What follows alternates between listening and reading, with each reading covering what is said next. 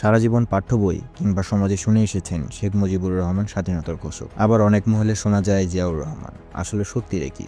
আজ এই ভিডিওটি শেষ অবধি দেখলে আপনি পরিষ্কার জানতে পারবেন বাংলাদেশের স্বাধীনতার ঘোষক কে।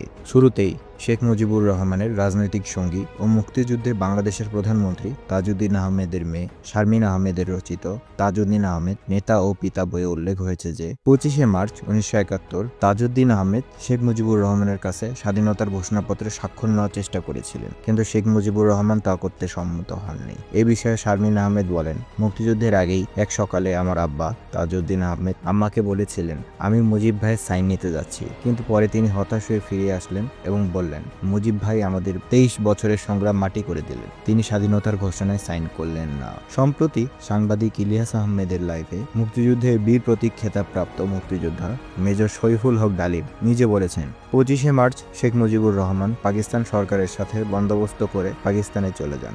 তার পরিবারকে পাকিস্তানি অফিসারেরা নিরাপত্তা দিয়েছিল। শেখ হাসিনা নিজেও তা স্বীকার করেছেন। বিশ্বাস না হলে একবার এটা দেখুন। আর্মির সেই কর্নেল সে আমাকে জিজ্ঞেস করছে যে ওরা জানে যে আমরা নাম রেখেছি, আমার মনে হয় যেটা, তো জিজ্ঞেস করো তোমার ছেলে হয়েছে নাম কি?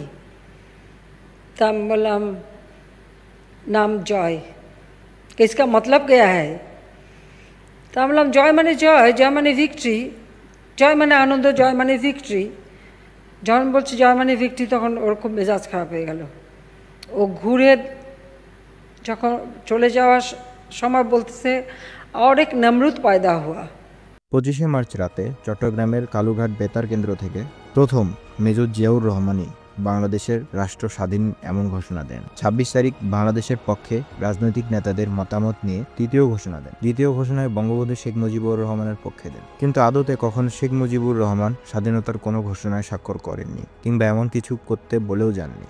7ই মার্চের ভাষণের জন্য তার পক্ষে দ্বিতীয় ভাষণ দেওয়া হয়েছিল। তাই বাংলাদেশের স্বাধীনতার সত্যিকারের ঘোষক মেজর জিয়াউর রহমান। এ বিষয়ে আপনার কি মতামত তা অবশ্যই কমেন্ট করে জানাবেন। ভিডিওটি ভালো লাগলে লাইক করুন। ধন্যবাদ।